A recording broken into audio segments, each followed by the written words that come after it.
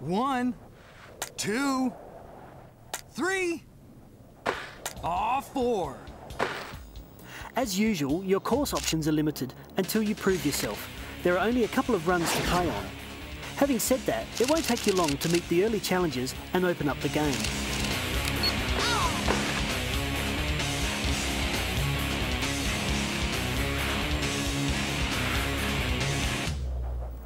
The visuals in this title are a little disappointing. Cutscenes and mountain flybys are spectacular, but actual gameplay graphics didn't meet expectations. As for the replay mode, take a look at this.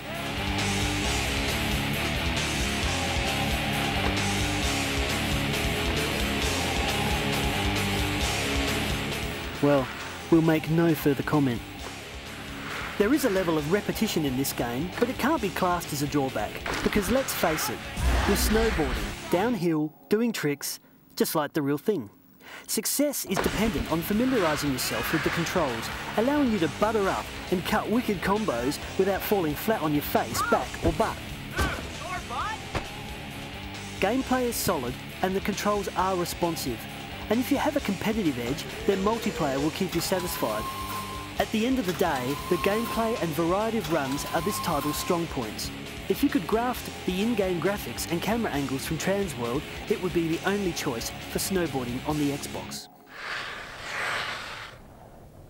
Oh, that hurts! Coming up, Need for Speed goes underground and we get the pitch from the man behind the Chronicles of Riddick. I'm a control freak.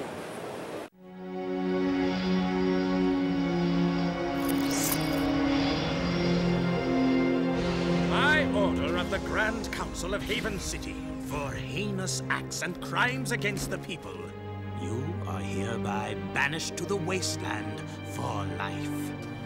May the precursors have mercy on you. Our boy here gets all mean and nasty when you piss him off. So don't piss him off. Word to the wise.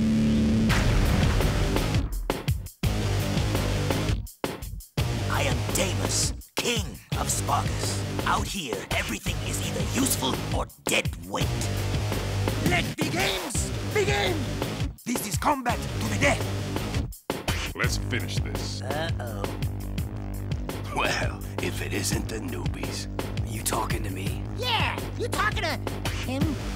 I smell a storm coming.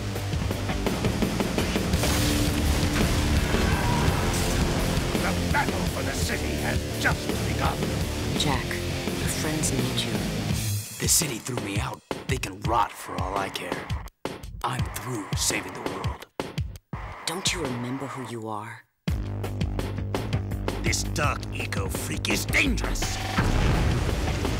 Hate consumes your eyes. It will destroy you. We need to attack their hive from below, and the sewers are the only way in right now. I'd say good luck, but then luck won't help you. Someone is collecting eco-crystals to power something terrible. That's right, we did. You haven't forgotten what I taught you, Jack. Dark, dirty, dangerous. I'm beginning to like this war. Jack, we're in serious trouble. The KG have a new leader. We're trying to find out who it is. Not you. Destroy this intruder! Go get him, heroes. The end is coming. Prepare the city. Daystar approaches. You know what it brings. I'll kill you myself. Jack? Jump! Seize them! I promise you will meet your makers. Fine, bring him on. My feet are killing me, and I think I'm getting a hangnail. So maybe I'll just sit this one out.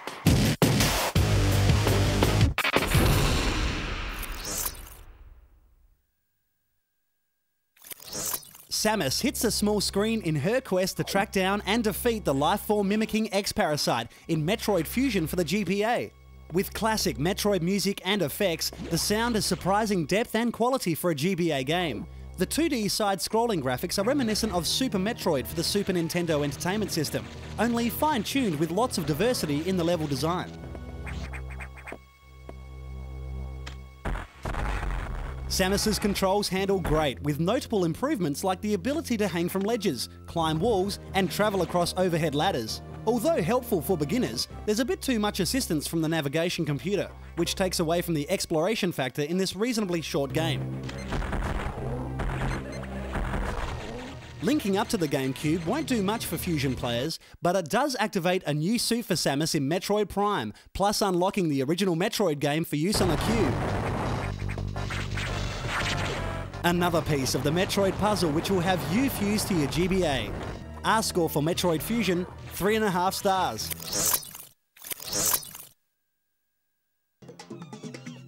Forget monkey business, this is Monkey Anarchy.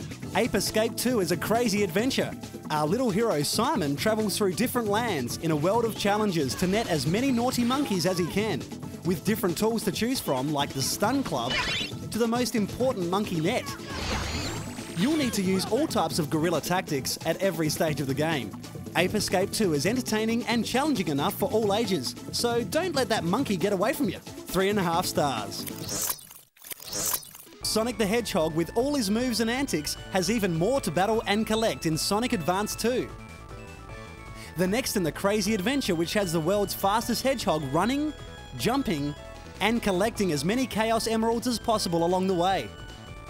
A new friend named Cream the Rabbit joins Sonic to thwart the evil machines of Dr. Eggman, who's up to his old tricks again.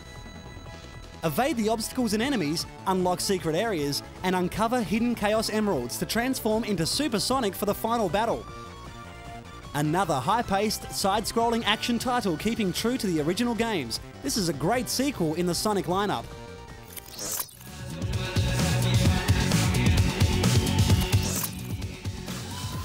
The Need for Speed franchise has been a winner for EA over the years, and the next instalment of the series, Need for Speed Underground, will not disappoint.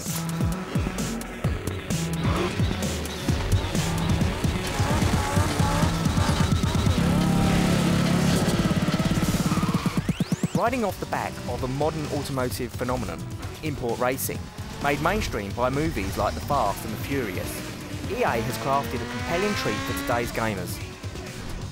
Aimed directly at fans of arcade-style racing, Need for Speed Underground boasts some of the most impressive graphics seen today, bundled with quality sound effects and gameplay.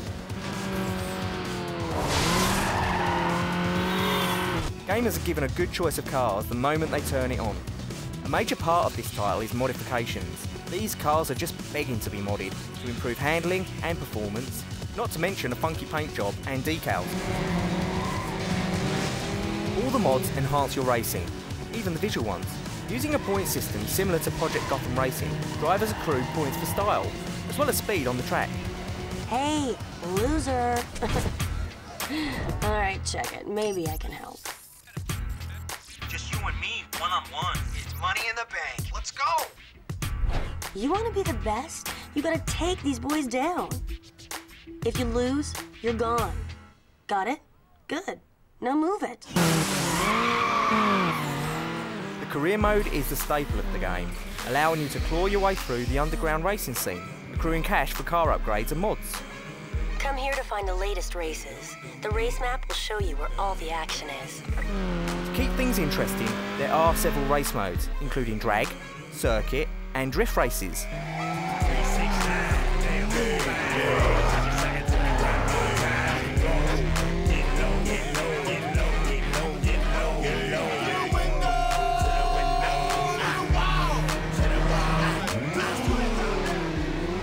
There are over 20 tracks to race, but they do look very similar. Having said that, the graphics are stunning, and although the visuals can be a little bit over the top at times, the gameplay graphical quality is surpassed only by Colin McRae 4 on the Xbox.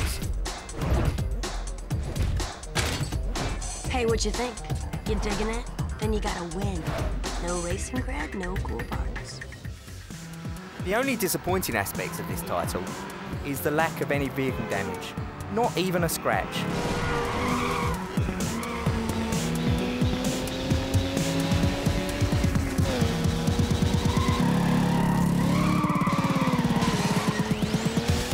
If you are a fan of driving games, this will bug you, but probably not as much as the lack of challenges. You still have to drive, and drive well, but you won't have to struggle to get enough cash for your next mod.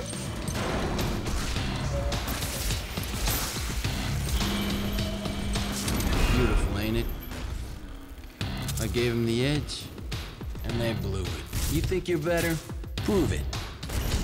And maybe I'll help you out. Need for Speed Underground is a very playable, visually spectacular instalment in an ever-growing series.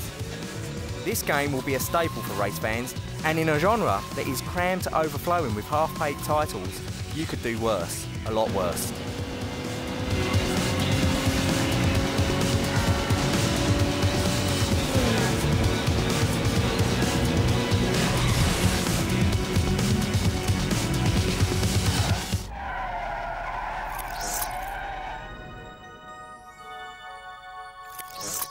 In the Dragon Realms, all is not well. The fallen dragon, Red, is using the dark gems to poison the life of the world. 5 heroes must fight the forces of evil. Spyro, Hunter, Sergeant Bird, Sparks, and the newest comrade, Blink. Now is the time. Let the battle commence.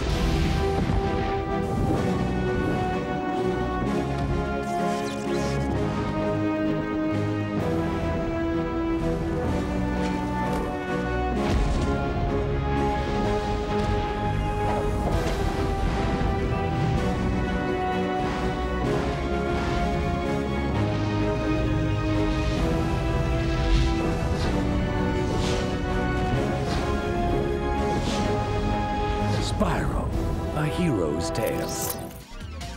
Next on Control Freaks, Nintendo goes bongos, and it's a Black Monday for the getaway.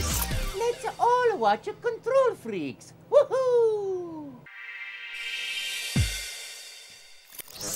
Before PlayStation, GameCube and Xbox, there's a whole history of console gaming. The early 90s were dominated by the Super Nintendo Entertainment System.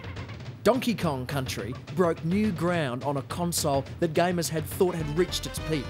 With stunning visuals for its time, and a character franchise that has been a winner for Nintendo for 2 decades, Donkey Kong made a massive mark on a generation of gamers. And all this from a translation error. Monkey Kong, the original title, just doesn't have the same ring.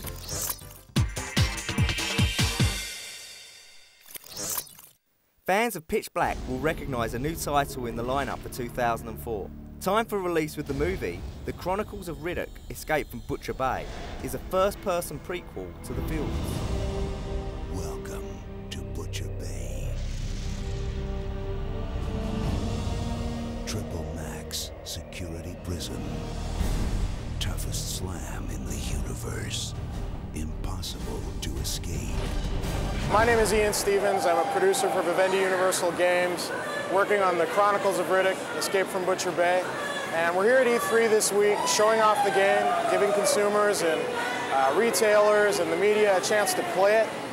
The game's done now. It'll be on store shelves June 1st, about 2 weeks ahead of the movie, which releases June 11th. And what it is a first-person shooter for the Xbox. Pretty immersive hybrid game that involves some really unique key features. As a first-person game, we have a melee fighting system, a really simple, accessible feature. Take users like 5 seconds to figure that out. Your buddy can go to the bathroom, you can pick up the controller, and you're using a key feature. Left hooks, right hooks, uppercuts, forward lunges, and a really in-depth combo system. And then Riddick has this ability to see in the dark. So of course stealth is a big part of this game as well.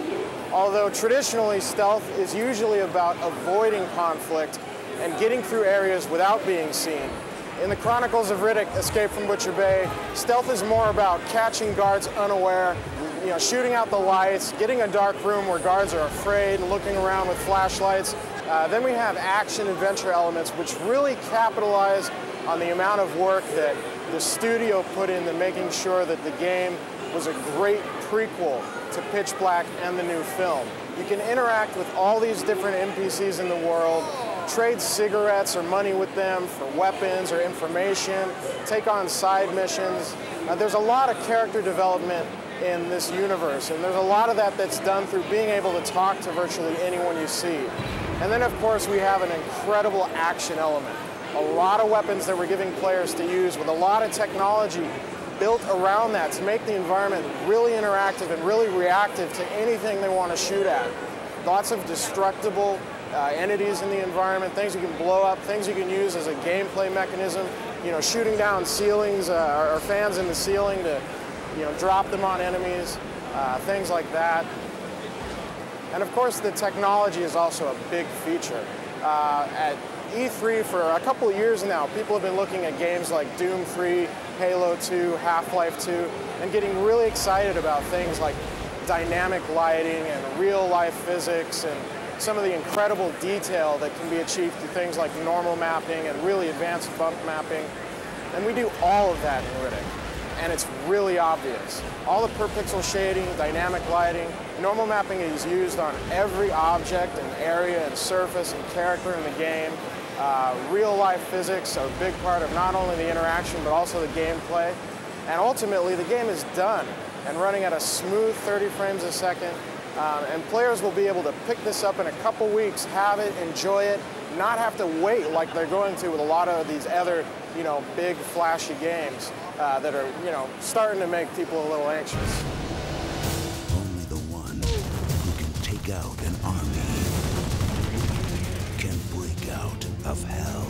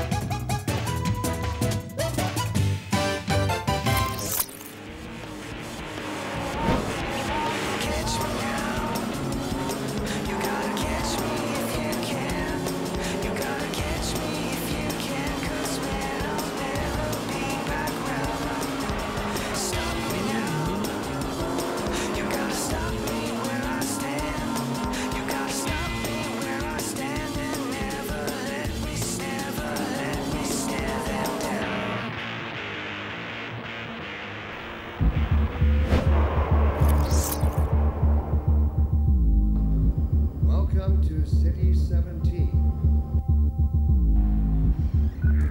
Instinct could inflict a fatal injury on our